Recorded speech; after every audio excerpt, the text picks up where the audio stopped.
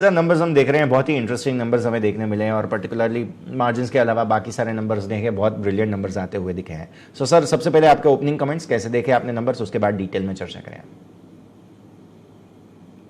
सबसे पहले तो धन्यवाद, शुक्रिया जो आपने हमें बुलाया। आपको भी राखी की बहुत बहुत शुभकामनाएं। जहां तक पहला क्वार्टर है, देखिए नंबर्स डेफिनेटली अच्छे नंबर हैं, पर हमारे हिसाब से क्योंकि लास्ट ईयर ये कोविड का क्वार्टर था, 3 में से 2 महीने ही मार्केट्स खुली थी। मेरे हिसाब से हमारी परफॉर्मेंस को ओवर अ लॉन्गर टर्म देखना चाहिए।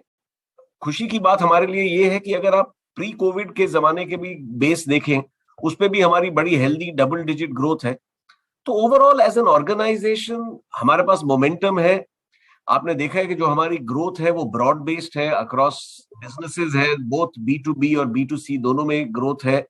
जितनी कैटेगरीज हैं अक्रॉस बेसिक, जो हमारी कोर कैटेगरीज हैं, फेविकॉल है या फेविक्विक है या एम सील है, जो हमारी ग्रोथ कैटेगरीज हैं, जैसे कि वाटर प्रूफिंग है, वहां भी हमारी अच्छी ग्रोथ्स हैं। जो नई कैटेगरीज हैं, पाइनियर कैटेगरीज जैसे टाइल एडिसिव्स, तो ओवरऑल ब्रॉड बेस्ड ग्रोथ है। जोग्राफीज में भी बड़े शहरों में ग्रोथ इस टाइम ज्यादा है, क्योंकि last year maximum impact Covid का बड़े शहरों पे था।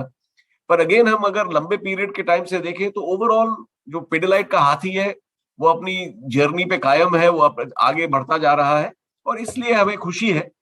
अगर हमारे पास कंसर्न है तो कंसर्न है रॉ मटेरियल, जो रॉ मटेरियल प्राइसेस हैं, इनपुट प्राइसेस हैं, क्वार्टर 1 में वो सबसे हाई रहे हैं। हमारा जो प्रिंसिपल रॉ मटेरियल है वैम, इस क्वार्टर में $2600 प्रति टन था, जो ऑल टाइम हाई है। अ, खुशी की ये बात है कि आहिस्ता आहिस्ता हम देख रहे हैं कि इसका प्राइस मॉडरेट हो रहा है। जो $2600 प्रति टन का वैम का प्राइस है, मैक्सिमम उसका इम्पैक्ट हमें ये इस क्वार्टर 2 में पड़ेगा। पर ये अच्छी बात है कि आगे जाके अब ये प्राइस $2000 प्रति टन पे आ गया है। हमारे अनुमान से अगर कुछ और जियोपॉलिटिकल सिचुएशन ना हो तो ये और आगे जाके और भी कम हो सकता है। और सेकेंड हाफ में मार्जिन देयरफॉर हमारे जो ट्रेडिशनल मार्जिन है वहां हमारी ग्रोथ वापस आ जानी चाहिए। तो ओवरऑल सिचुएशन में आगे ये देखना है कि जी इन्फ्लेशन सही तेज है, इसका डिमांड पे क्या असर रहेगा। तो हमारी कंपनी फोकस करेगी वॉल्यूम ग्रोथ पे, प्रॉफिटेबल वॉल्यूम ग्रोथ पे। जहां तक मार्जिन का सवाल है, हमारे हिसाब से सेकेंड हाफ में मार्जिन थोड़े वापस आएंगे, क्योंकि रॉ मटेरियल प्राइसेस ईज करेंगे। हमने शुरू से कहा है कि हम प्राइसिंग में कंजर्वेटिव रहेंगे, हम पूरा का पूरा प्राइस कंज्यूमर को नहीं पास करेंगे, क्योंकि हमारे हिसाब से ये टेम्पररी फिनोमिना है। जो रॉ मटेरियल प्राइसेस हैं ये आगे जाके थोड़े कम होंगे, और वो कम होने शुरू हुए हैं। तो ओवरऑल अगर हम फ्यूचर को देखें तो कॉशियस ऑप्टिमिज्म है। जहां तक होम इंप्रूवमेंट सेक्टर है, वहां हम देख रहे हैं कि जो गृहिणी है, कोविड के बाद कंज्यूमर ने अपनी जो घर है उसके साथ रिलेशनशिप वापस बनाई है, घर को रेनोवेट किया है, घर को अपग्रेड किया है। आप देख रहे हैं जो रियल एस्टेट सेक्टर है, जो कमर्शियल रियल एस्टेट सेक्टर है, वो भी आगे बढ़ रहा है। मॉनसून अच्छा है तो मेरे हिसाब से रूरल और जो सेमी अर्बन एरिया, इसका भी इम्पैक्ट अगले 6 महीने में दिखेगा। तो ओवरऑल वी वुड से कि हम कॉशियसली ऑप्टिमिस्टिक हैं। बिल्कुल, बहुत अच्छे से आपने सारी चीज़ें हमें भरत जी समझाई है। अब हम आ जाते हैं मार्जिन्स के लिए। जो कमोडिटी प्राइसेस जो मेजर है, क्रूड के प्राइसेस कम होने लगे हैं और ऑलरेडी बहुत सारा फर्क पड़ चुका है। क्या देखना चाहिए दूसरी तिमाही के लिए यहाँ से आगे, जो जिस तरह से कमोडिटी प्राइसेस कम हो रहे हैं उसको देखते हुए सर? डेफिनेटली हमारे हिसाब से जो second half of the year है, अगर कोई और जियोपॉलिटिकल सिचुएशन नहीं आती है, देखिए हमने पहले जनवरी में कहा था कि लगता है कि अब रॉ मटेरियल प्राइस कम हो जाएंगे, और फिर रशिया यूक्रेन का मामला आ गया और उससे वापस तेजी आ गई। हमारे हिसाब से अगर कोई अनफोर्सीन सर्कमस्टांस ना हो तो सेकेंड हाफ में डेफिनेटली आपको कमोडिटी प्राइसेस कम होते दिखेंगे। ठीक है सर, वॉल्यूम ग्रोथ की बात करते हैं। रिटेल और इंडस्ट्रियल दोनों के हिसाब से कैसे देख रहे हैं सर आप, क्योंकि पर्टिकुलरली दोनों सेगमेंट्स की बात करें, डिमांड आउटलुक जो है वो अच्छा दिख रहा है यहाँ से। देखिए हमारा यही उद्देश्य रहेगा, हमारा फोकस ये रहेगा कि देखिए इन्फ्लेशन तेज है। जो अब लास्ट ईयर के जो सेकंड, थर्ड और फोर्थ क्वार्टर थे, जो वहां डिमांड सिचुएशन अच्छी थी, क्योंकि कंट्री कोविड के बाहर निकल रही थी और काफी पेंट अप डिमांड थी।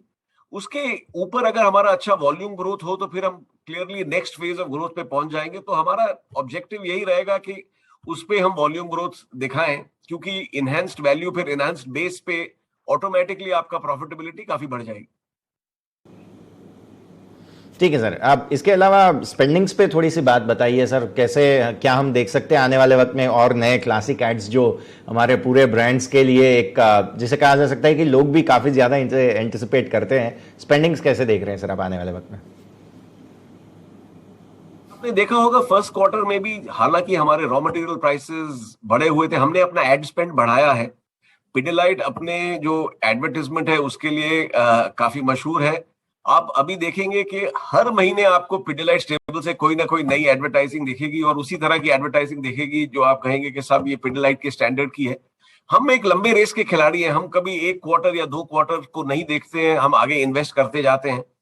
आप पिछले 2 सालों में हमने अपनी 5 फैक्ट्रियां बढ़ाई हैं, 9 नई फैक्ट्रियां लगाई हैं।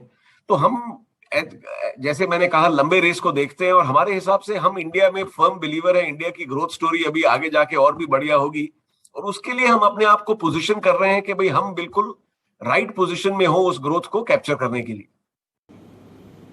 और साथ ही साथ सर, भारत की आपने बात की है, मैं वही मुद्दे पर आना चाह रहा था। 15 अगस्त आ रही है, 75 साल आज़ादी को भारत कंप्लीट कर रहा है और जो जो जोश दिखाया है, जो जज्बा दिखाया है भारत ने, एज अ कंज्यूमर देखें या एंटरप्रेन्योरशिप के हिसाब से देखें, ये तो और मतलब शुरुआत है अभी तो।